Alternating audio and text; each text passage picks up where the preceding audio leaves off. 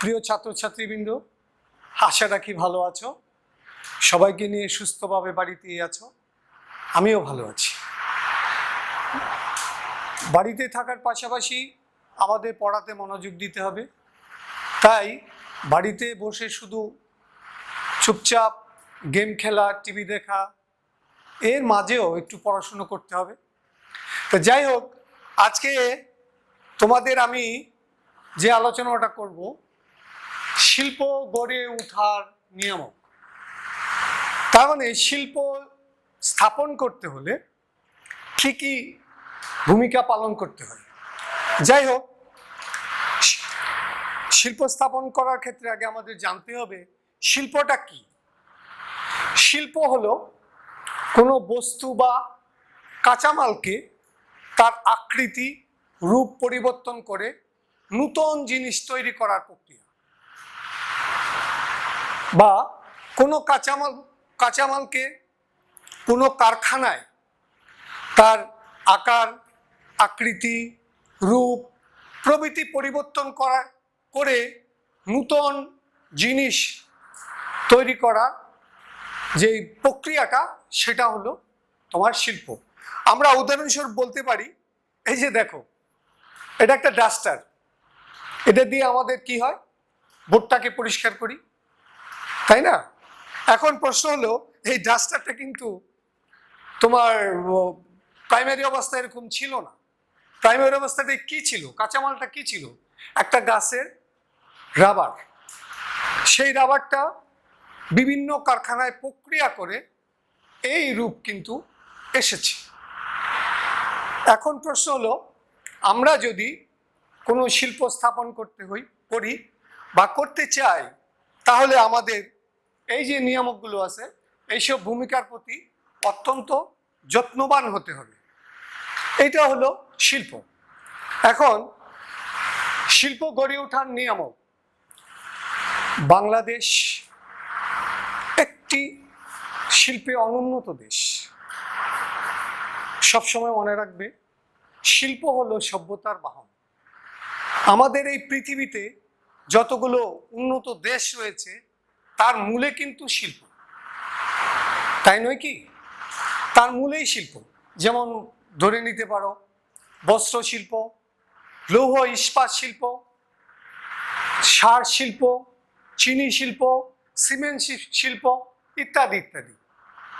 এখন প্রশ্ন হলো, আমরা সেই নিয়ামককে তিনটি পর্যায়ে ভাগ করেছি।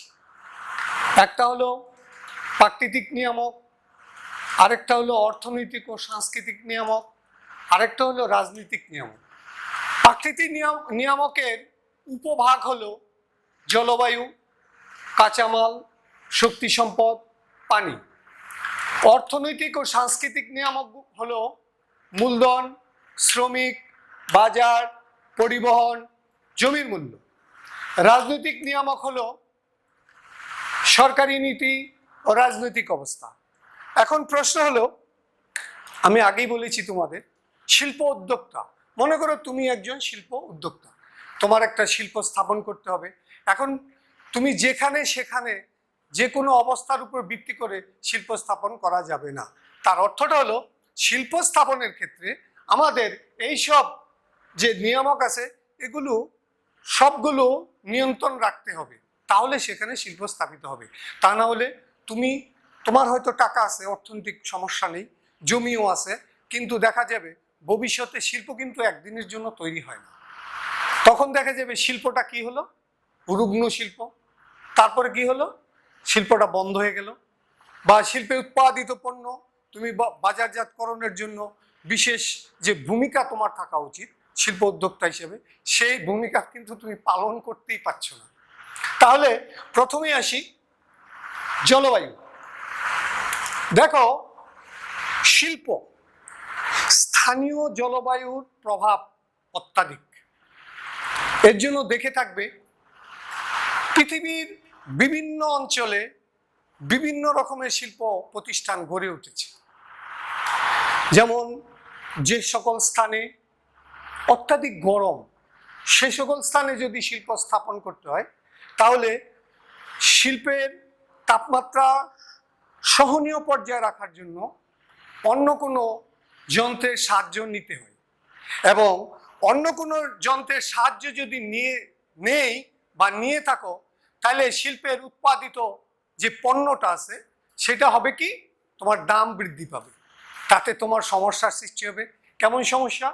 তোমার আমাদের প্রতিযোগিতার বাজারে শিল্পের উৎপাদিত পণ্য যতটুকু কমে বাজারজাত করা যায়, তাহলে তোমাকে কি করতে হবে, যে যেখানে তাপমাত্রা সহনীয় পর্যায়ে, এর জন্য বিশ্বের যতগুলো শিল্প স্থাপিত হয়েছে তার 80% তোমার স্থাপিত হয়েছে নাতিশীতোষ্ণ অঞ্চলে।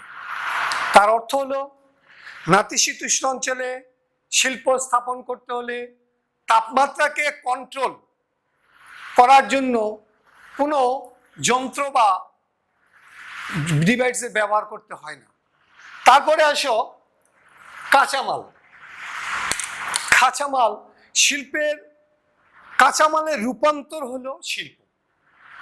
এখন পর্যাপ্ত কাঁচামালের সরবরাহ যদি না থাকে, তুমি যেই শিল্পটা করছো বা স্থাপন করছো সেখানে যদি কাঁচামালের সহজলভ্যতা না থাকে, তাহলে কিন্তু শিল্পটা স্থাপিত হবে না। যেমন আমাদের দেশে আখ, পাট, চা অত্যন্ত সহজলভ্য, এর জন্য এই সকল শিল্প আমাদের দেশে কিন্তু গড়ে উঠেছে। তারপর দেখো শক্তি সম্পদ। শক্তি সম্পদ শিল্প স্থাপনের আরেকটি নিয়ম। শক্তি সম্পদ ছাড়া শিল্প স্থাপনের তোমার স্থায়ী রূপ লাভ করতে পারে না। যেখানে শক্তি সম্পদের সরবরাহ সহজলভ্য, সেই সকল স্থানে সাধারণত শিল্প কিন্তু গড়ে ওঠে। তোমরা একটু লক্ষ্য করলে বুঝতে পারবে, যেমন সিলেটের ফেঞ্চুগঞ্জ, তারপরে ব্রাহ্মণবাড়িয়ার আশুগঞ্জ শিল্প কারখানা গড়ে উঠেছে। কেন গড়ে উঠেছে? কারণ প্রাকৃতিক গ্যাসের সহজলভ্যতার কারণে। তারপরে আসো পানি। এখন প্রশ্ন হলো, পানি কিন্তু একটা শিল্প স্থাপন করতে হলে বা করতে গেলে পানির ব্যবহার কিন্তু প্রচুর হয়। একটা শিল্প প্রতিষ্ঠানে প্রচুর পানির দরকার। কেন? শিল্পের বিভিন্ন অংশ, বিভিন্ন পরিধিকে সিস্টেম ওয়াইজ ঠিক রাখার জন্য পানি ব্যবহার করা হয়। এর জন্য তোমরা দেখবে নদী, হ্রদ অথবা প্রাকৃতিক ভূগর্ভস্থ পানির আশেপাশে, মানে পানি সম্পদের আশেপাশে শিল্প কিন্তু প্রচুর গড়ে ওঠে। আমরা ওই যে বললাম, একটু তুমি দৃষ্টিকোণ দেখলেই বলতে পারবা। তারপর ওই শিল্পকে কেন্দ্র করে প্রচুর মানুষ বসবাস করে শিল্প কারখানার আশেপাশে। তাদের ব্যবহারের জন্য কিন্তু তোমার প্রচুর পানি প্রয়োজন। তারপরে আসো অর্থনৈতিক ও সাংস্কৃতিক কারণ। প্রথমে মূলধন। দেখো, শিল্প প্রতিষ্ঠানের জন্য মূলধন অগ্রণী ভূমিকা পালন করে।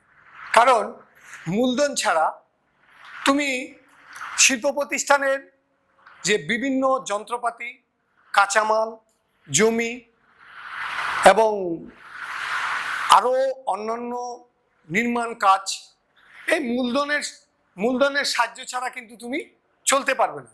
এর জন্য দেখবে ব্যাংক, বিভিন্ন অর্থ লগ্নিকারী প্রতিষ্ঠান তোমার শিল্প স্থাপনের অগ্রণী ভূমিকা পালন করে।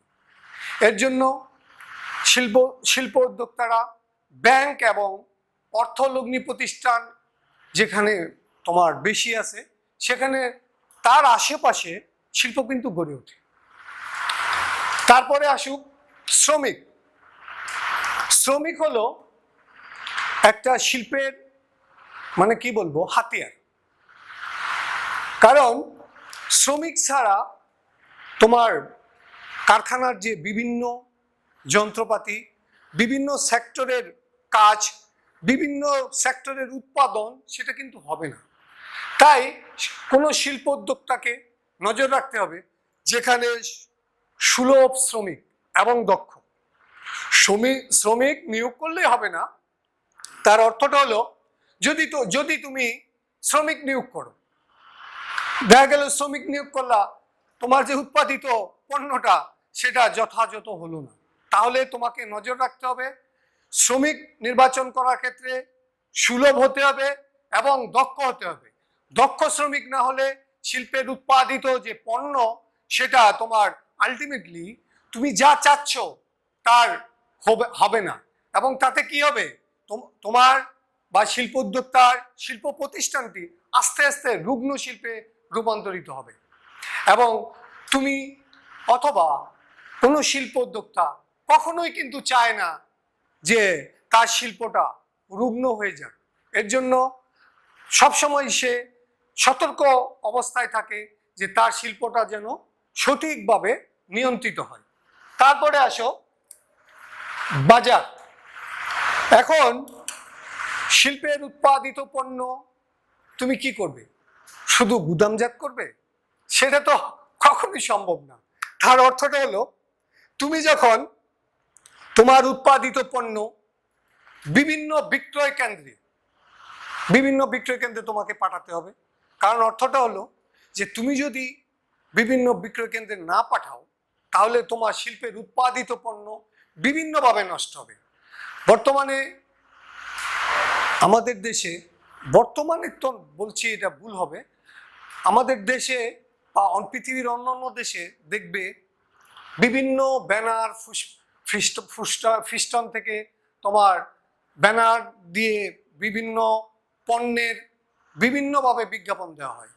এমনকি ইলেকট্রনিক্স মিডিয়া, সংবাদপত্র, বিভিন্ন তোমার শিল্প উৎপাদিত পণ্যের তোমার বিজ্ঞাপন দেওয়া হয়। যেমন তুমি হয়তো একটা প্রোডাক্টের নাম জানোই না, এখন তোমার ওই প্রোডাক্টটা তোমার পরিবারের জন্য বিশেষ দরকার, তাহলে তুমি কি করবে? ওই বিজ্ঞাপনটা শুনে বা বিজ্ঞাপনটা তোমার যখন নাকি মনে ধরবে তখন ওই প্রোডাক্টটা কিনবে। তা তোমার মতো বা আমার মতো অনেক হাজারো হাজারো মানুষ দেখা যায় যে তোমার বিজ্ঞাপনের উপর নির্ভরশীল। এর জন্য একটা কথা বলা হয়েছে, বলে থাকে তো যারা প্রচার করে, প্রচারে প্রসার। তার মানে কি, তুমি যদি প্রচার করো তাহলে তোমার প্রসার হবে। এখন তুমি যদি প্রচার নাই করো তাহলে তোমার প্রসার কি করে হবে? নেক্সট, পরিবহন শিল্পের জন্য আরেকটি তোমার উপদেয় অংশ। যেমন শিল্পের উৎপাদিত কাঁচামাল, শিল্প উৎপাদন করার জন্য যে কাঁচামাল এবং শিল্পে উৎপাদিত পণ্য বাজারজাত করার জন্য তোমার যদি সঠিক যদি তোমার পরিবহন ব্যবস্থা না থাকে তাহলে কি হবে জানো?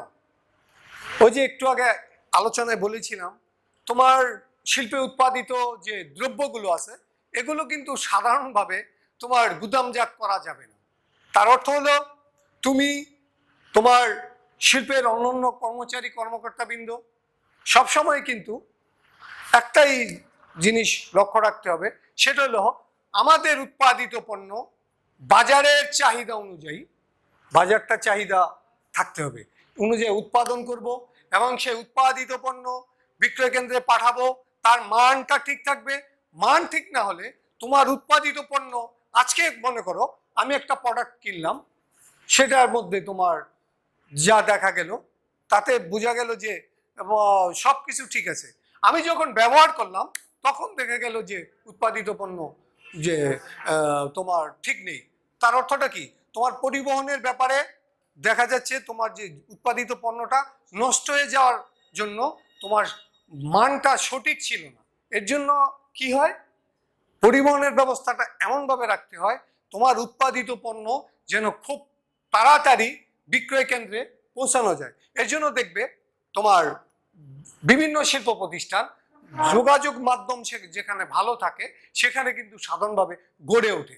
কারণ যোগাযোগ মাধ্যম যদি ভালো না থাকে, পরিবহন ব্যবস্থা যদি ভালো না থাকে, তাহলে কিন্তু শিল্পের উৎপাদিত পণ্য সঠিক সময়ে বিক্রয় কেন্দ্রে পাঠানো যায় না, এবং কি শিল্পের যে কাঁচামালটা দরকার সেটা বহন করে নিয়ে আসা যায় না। তারপরে মনে করো জমির মূল্য।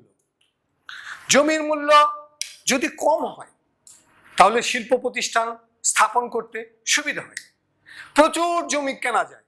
যেমন ভবিষ্যতে শিল্প প্রতিষ্ঠানটা সম্প্রসারণ করার জন্য, মানে বড় করার জন্য, এখন হয়তো এক অবস্থায় আছে, ভবিষ্যতে যদি তোমার শিল্পের একটা অংশ বাড়াতে চাও তাহলে তুমি জমি কোথায় পাবে?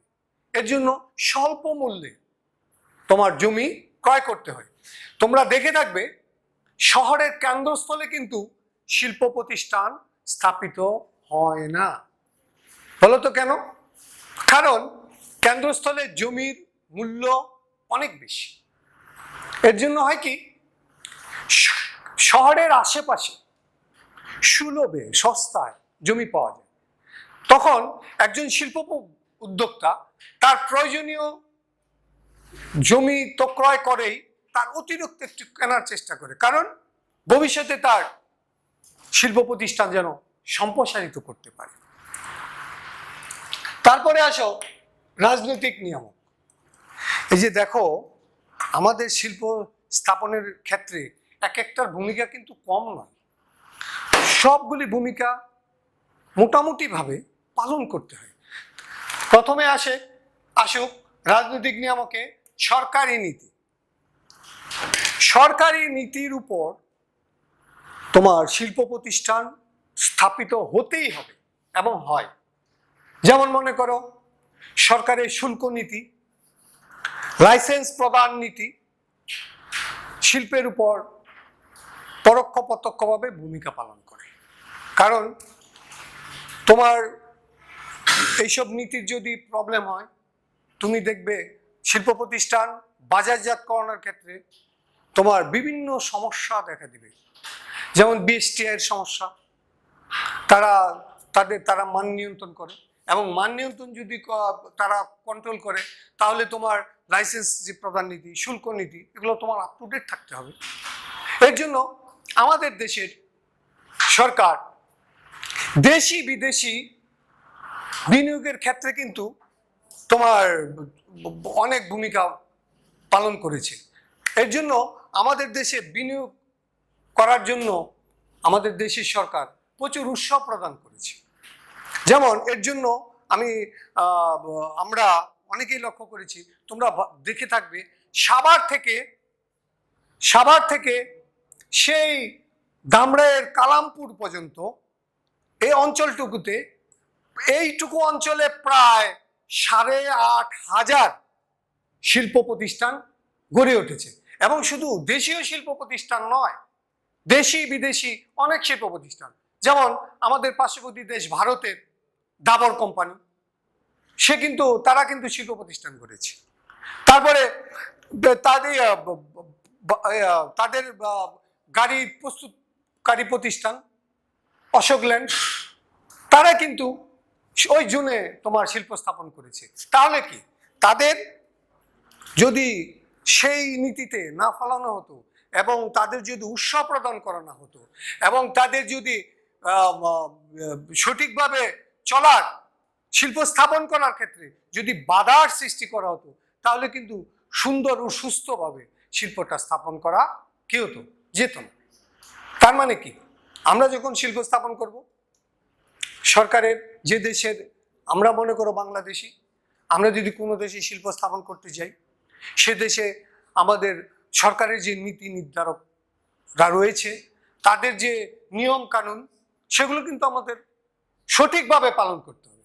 কারণ সঠিকভাবে পালন না করলে ওই যে আমাদের শিল্প প্রতিষ্ঠান স্বভাবতই রুগ্ন হবে, নষ্ট হবে, কালক্রমে সেই শিল্প প্রতিষ্ঠান বন্ধ হয়ে যাবে। কাল তুমি একজন শিল্প উদ্যোক্তা, তোমাকে সঠিকভাবে সেই শিল্প প্রতিষ্ঠান স্থাপন করার জন্য এইসব ভূমিকা দিকে লক্ষ্য রাখতেই হবে। তারপরে আসো রাজনৈতিক অবস্থা। এখন আমাদের এই যে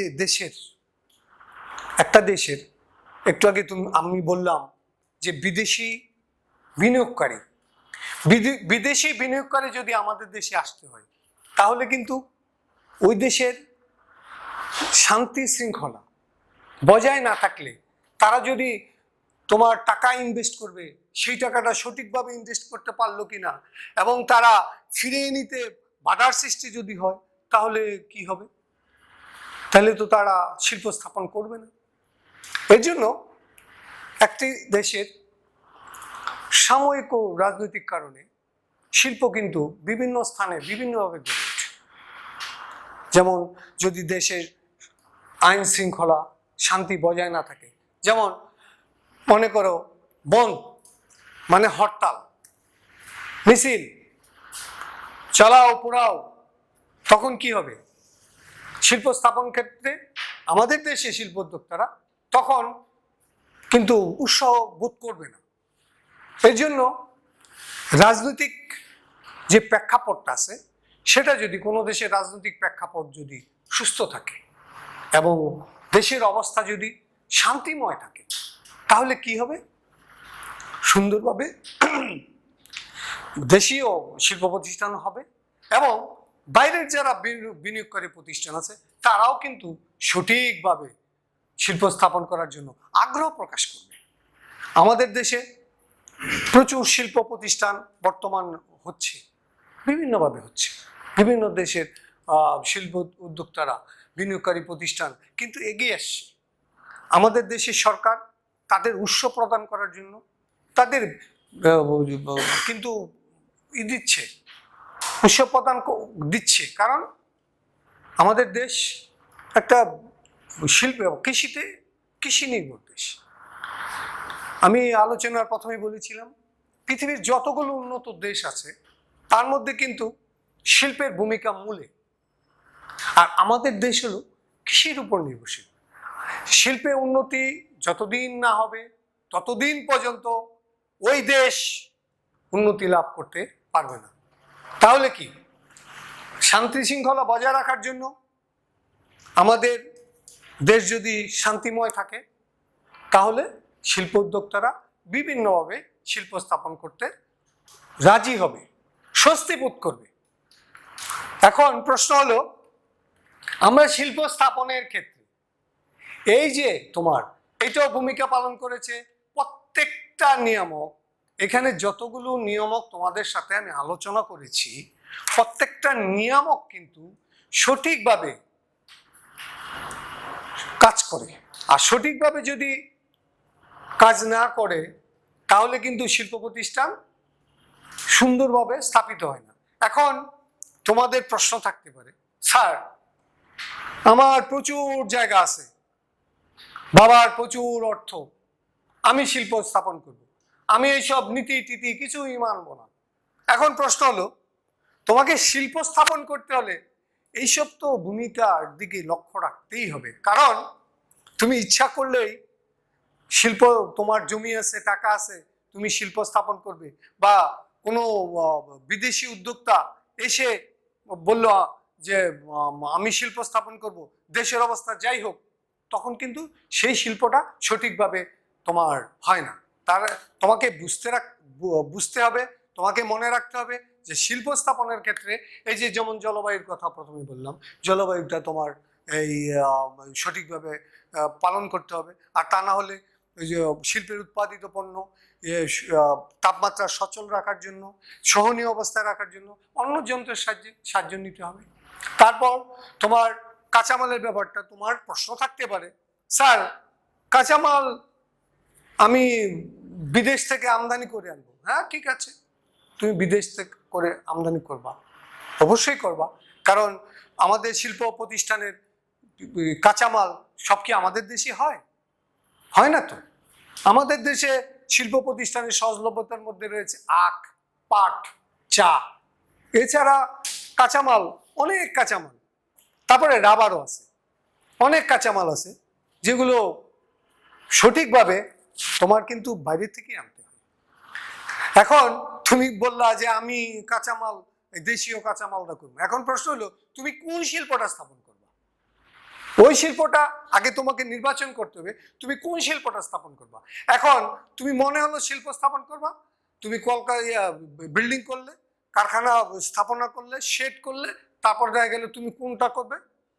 ওইটা ভাবছিলাম, ওইটা করলাম না, এইটা ভাবছিলাম, এটা করবো না, তারপরে কি হবে? তোমার শিল্পটা আর সঠিকভাবে মেরুদণ্ড সোজা করে দাঁড়াতে পারবে না। তাহলে এখন তারপরে তোমার আসতে পারে প্রশ্ন মনে যে শক্তি সম্পদ। স্যার শক্তি সম্পদ, আমি নিজস্ব শক্তি সম্পদ এখন ব্যবহার করব। এখন কিন্তু আমাদের দেশ না, পৃথিবীটা অনেক অত্যাধুনিক হয়ে গেছে। তুমি মনে করলা যে শক্তি যে সম্পদটা সেটা আমি নিজেই কন্ট্রোল করব। এখন প্রশ্ন হলো তুমি নিজে করবে। এখন ওই যে শক্তি সম্পদটা তুমি করতে গেলে, এখন ওই শক্তি সম্পদটা করতে গেলে তোমার শিল্প যে স্থাপনাটা সেটা কিন্তু আরেক দিকে চলে যাবে। তার অর্থটা হলো তুমি ওইদিকে করবে না এইদিকে করবে। তারপরে আসতেও পারো পানি। দেখো, আমরা সাধারণভাবে বলে থাকি, সবাই জানি, তুমিও জানো, যে প্রাণী কিন্তু জীবন। এখন মানুষের জন্য পানি প্রয়োজন, কোনো শিল্প প্রতিষ্ঠান সচল রাখার জন্য পানির প্রয়োজন। এখন পানি যদি না হয় তাহলে আমাদের যে তোমার শিল্পের যে কর্মকাণ্ড সেটা ব্যাহত হবে। এর জন্য তোমার প্রশ্ন থাকতে পারে, স্যার আমি নদীর সামনে, হ্রদের সামনে এগুলো করব না। তাহলে তোমাকে কি করতে হবে? নদী থেকে পানি নেওয়ার ব্যবস্থা সরকার তোমাকে পারমিশন দেবে? তুমি মনে করো আমাদের দেশে, এই যে মনে করো ঢাকার পাশে বুড়িগঙ্গা নদী, এখন বুড়িগঙ্গা থেকে তুমি যদি 20 মাইল দূরে একটা শিল্প প্রতিষ্ঠান স্থাপন করেছো, সরকার তোমাকে সেই পারমিশনটা দেবে যে বুড়িগঙ্গা থেকে 20 মাইল পাইপের সাহায্যে তুমি পানি নেবে? অতএব তোমার সেই কল্পনাই থেকে যাবে। তাহলে কি, শিল্পটা স্থাপন করতে হলে সেই নদী, হ্রদ, প্রাকৃতিক ভূগর্ভস্থ যেখানে পানি সম্পদ রয়েছে সেখানে স্থাপিত হবে। তারপরে আসো মূলধন। ওই যে বললাম, মূলধনের ব্যাপারে তোমার ব্যাংক, অর্থলগ্নিকারী প্রতিষ্ঠান এগুলোর কাছে যেতেই হবে। কারণ অর্থলগ্নি প্রতিষ্ঠানের কাছে না গেলে তোমার শিল্পে উৎপাদিত শিল্প তুমি যে উৎপাদন করবা সেটা তোমার সঠিকভাবে ফ্লোটা ঠিক থাকবে না।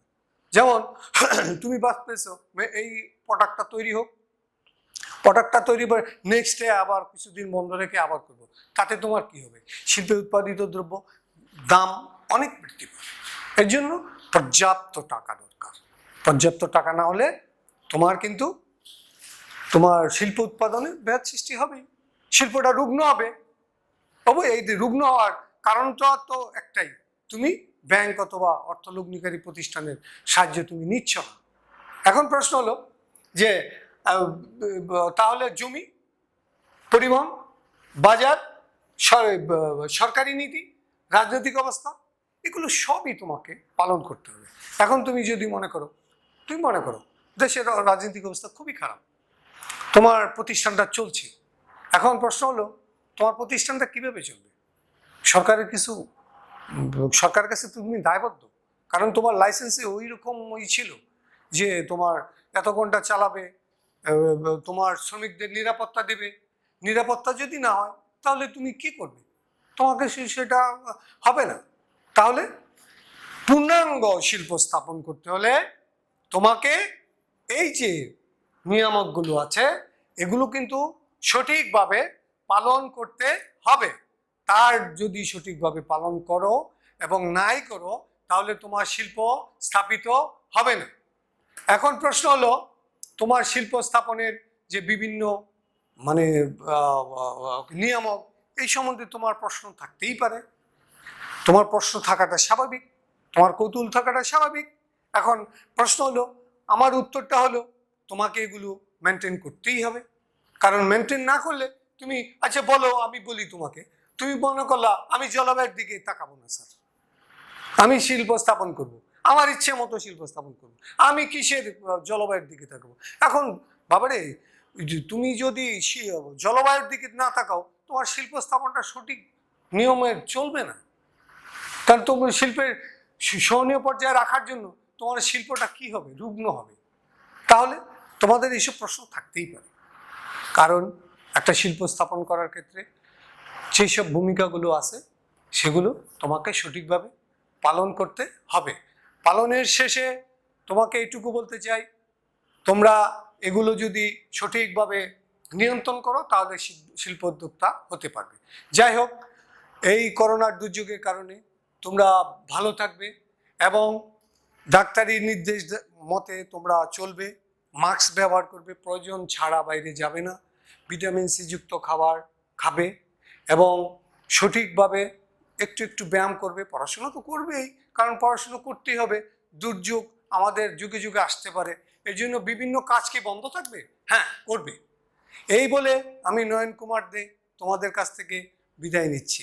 ভালো থাকবে, সঠিকভাবে পড়াশোনা করবে। ঠিক আছে।